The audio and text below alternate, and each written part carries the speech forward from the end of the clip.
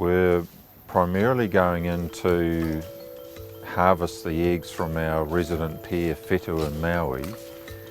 We're not actually too hopeful because they've laid something like 34 infertile eggs to date, so we won't get our hopes up too high.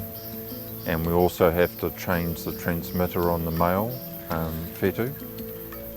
Okay, I don't actually think it's very far away. But what's probably worthwhile now is to come around from either that side or that side and just wander along until we've got a signal that's coming straight back here, and then we've pretty much got it isolated. Since we've actually only got 2 resident Kiwis left, it's normally twice a year for harvesting the eggs because they do have 2 clutches a year, and the transmitters are checked every 6 months, so with 2 birds it's probably about 4 times a year. There you go, I think it's fairly obvious.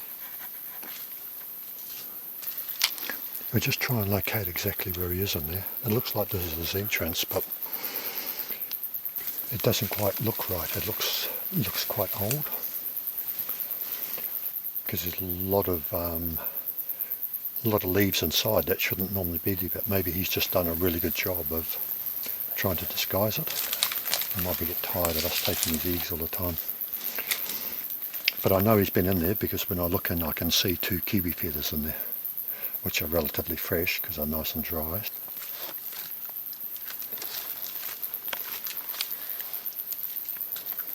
He's just along here. It's not going to be a difficult get to, so just one finger there. And just put your hand underneath him, and he shouldn't scratch you.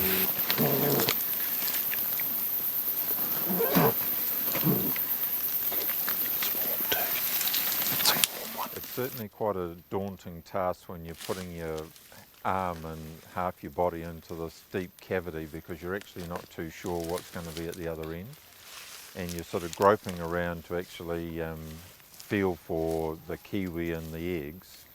And it was actually quite well, I guess initially a relief to find the first egg, and just such an elation that it was a warm egg. You've got all this dark area, which is what you'd normally get if you had a chicken there. And so to bring out that first egg and for it to be warm was quite a boost. And then for Dave to actually say there was a chance that it was actually a viable egg, and then knowing the last time that I actually had to go in to catch Whetū, because there weren't any eggs there, he was actually going to be a lot stroppier because while there's eggs in there he's actually quite gentle and not wanting to break the eggs.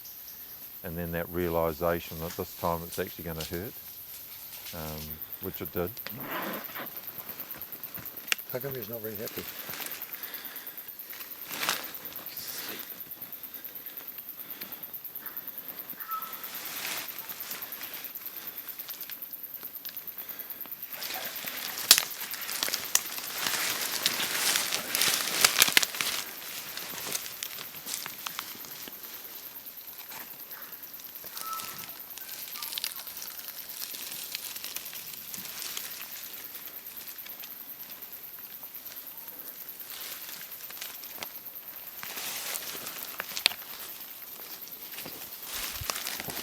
Hey, handsome, haven't seen you for a while. Right. Yep. You're a handsome little devil, aren't you? Hey?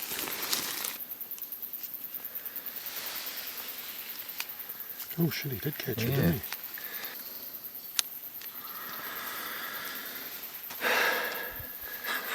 Look at those claws. Oh. Mean.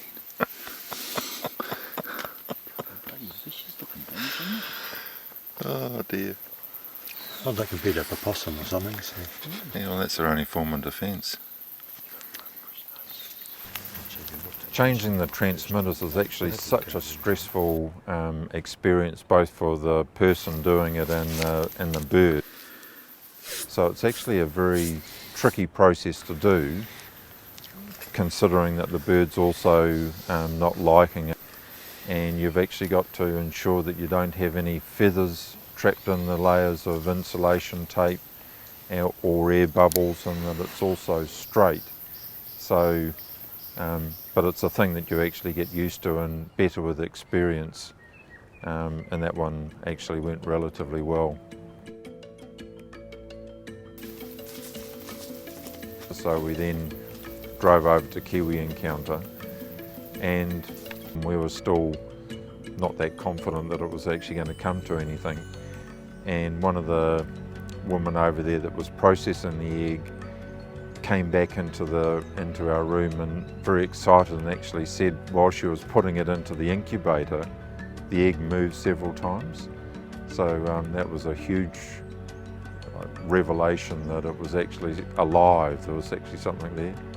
Hi, I'm Bev. I'm a Kiwi keeper here at Rainbow Springs. This chick was a fully assisted hatch, which is something that we don't do often. This little chick ran into trouble at the late stages of hatch. It's at this time that we have to go in and help them, and it's basically to save their lives. Fortunately for us, everything went beautifully. We hatched it rather quickly. It hatched at 8:20 and weighed 333.5 grams. This here is the 35th egg that we've had from Ōtanewainuku. They've all been duds, and we now have a jewel in the crown, I guess, for Ōtanewainuku. It's actually been an amazing morale boost, because we've actually had such a struggle with our Kiwi program. So to actually have our very first chick born at Ōtanewainuku has all given us a huge boost in enthusiasm. And I guess it sort of also proves that it's all possible.